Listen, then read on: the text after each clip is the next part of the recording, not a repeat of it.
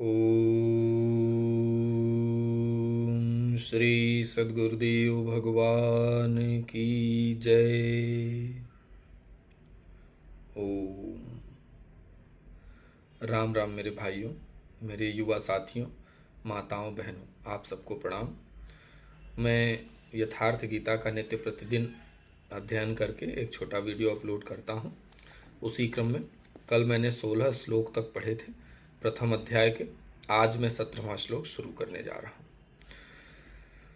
ओम काश्यश्च परमेश्वासः शिखण्डी च महारथः धृष्टद्युम्नो विराटश्च सात्यकिश्चापराजितः। काया रूपी काशी पुरुष जब सब ओर से मन सहित इंद्रियों को समेटकर काया में ही केंद्रित करता है तो परमेश्वासः परम ईश में वास का अधिकारी हो जाता है। परम ईश में वास दिलाने में सक्षम काया ही काशी है। काया में ही परम ईश का निवास है। परमेश्वास का अर्थ श्रेष्ठ धनुष वाला नहीं बल्कि परम ईश प्लस वास है। शिखा सूत्र का त्याग ही शिखंडी है।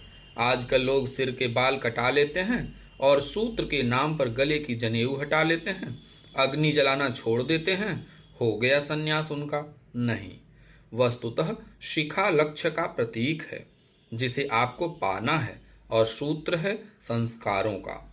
जब तक आगे परमात्मा को पाना शेष है, पीछे संस्कारों का सूत्रपात लगा हुआ है। तब तक त्याग कैसा, सन्यास कैसा? अभी तो चलने वाले पथिक हैं।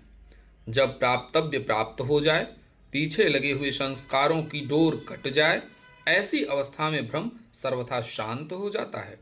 इसलिए शिखंडी ही भ्रमरूपी भीष्म का विनाश करता है। शिखंडी चिंतन पथ की विशिष्ट योग्यता है, महारथी है।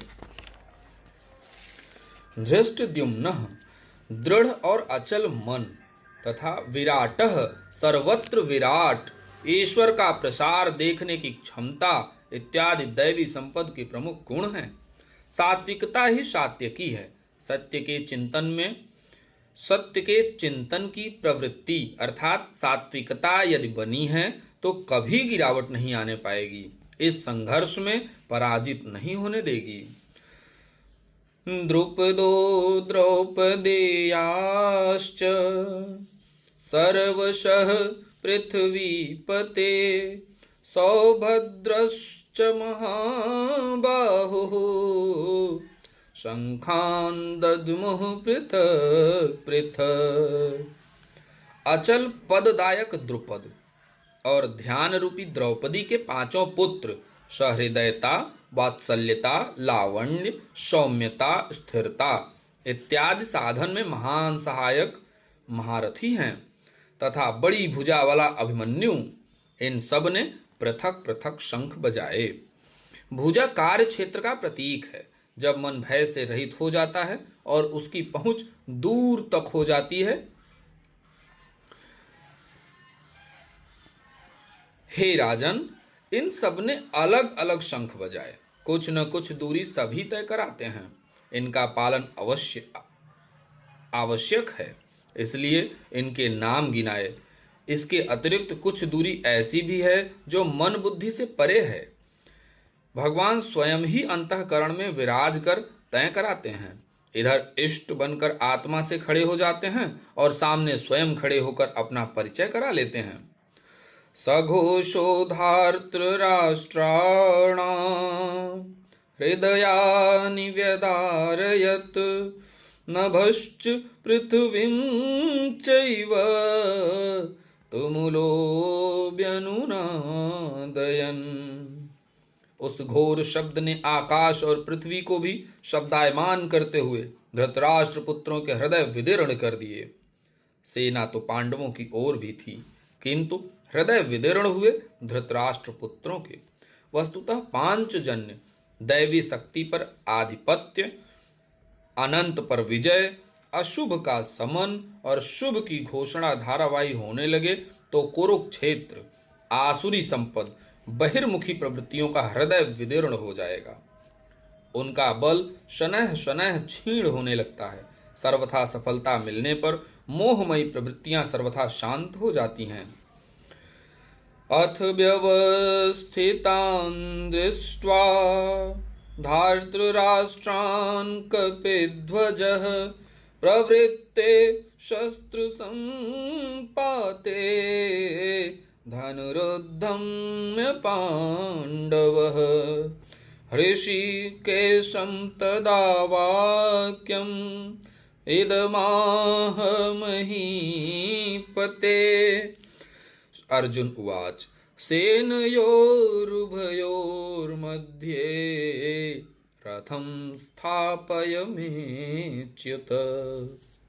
संयम रूपी संजय ने अज्ञान से आवृत मन को समझाया कि हे राजन, इसके उपरांत कपिध्वजः वैराग्य रूपी हनुमान, वैराग्य ही ध्वजा है, जिसका ध्वजा राष्ट्र का प्रतीक माना जाता है। कुछ लोग कहते हैं ध्वजा चंचल थी इसलिए कपिध्वज कहा गया, किंतु नहीं, यहाँ कपि साधारण बंदर नहीं, स्वयं हनुमान थे, जिन्होंने मान अपमान का हनन किया था। सममानी निरादर आदर ही, ये मानस में है। पतंजल योग दर्शन में भी है। दृष्टानुश्रविक विषय वृत्तृषणस्य वशीकार संज्ञा वैराग्यम। अर्थात प्रकृति की देखी सुनी वस्तुओं से, विषयों से राग का त्याग ही वैराग्य है। अतः वैराग्य ही जिसकी ध्वजा है। उस अर्जुन ने व्यवस्थित रूप से धृतराष्ट्र पुत्रों को खड़े देखकर शस्त्र चलने की तैयारी के समय धनुष उठाकर ऋषिकेशम, जो हृदय के सर्वज्ञाता हैं, उन योगेश्वर श्री कृष्ण से यह वचन कहा, हे अच्युत। अच्युत का मतलब जो कभी च्युत नहीं होता। मेरे रथ को दोनों सेनाओं के बीच खड़ी करिए। यहां सारथी को दिया गया आदेश नहीं, बल्कि इष्ट अर्थात सदगुरु से की गई प्रार्थना है। किस लिए खड़ा करें? यावदेतान्निरीक्षेऽहं योद्धुकामानवस्थितान् कैर्म्या सह योद्धव्यम् अस्मिन् रणसमुद्यमे। जब तक मैं निस्थित हुए युद्ध की कामनाओं को अच्छी प्रकार देख न लूं कि इस युद्ध के उद्योग में मुझे किन किन के साथ युद्ध करना योग्य है, इस युद्ध व्यापार में मुझे किन किन के साथ युद्ध करना है, योत्स्यमानान् वेक्षेऽहं य एतेऽत्र समागताः धार्तराष्ट्रस्य दुर्बुद्धिर्युद्धे प्रियचिकीर्षवः। दुर्बुद्धि दुर्योधन का युद्ध में कल्याण चाहने वाले जो राजा लोग इस सेना में खड़े हैं, उन युद्ध करने वालों को मैं देखूंगा, इसलिए खड़ा करें। मोह रूपी दुर्योधन, मोहमयी प्रवृत्तियों का कल्याण चाहने वाले जो राजा इस युद्ध में आए हैं, उनको मैं देख लूं। उसके बाद संजय उवाच। आज मैं यहीं तक पढ़ रहा हूं, फिर अगला मैं इसके आगे पढ़ूंगा। संजय ने जो भी बोला उसके बाद वो मैं कल सुनाऊंगा। राम राम।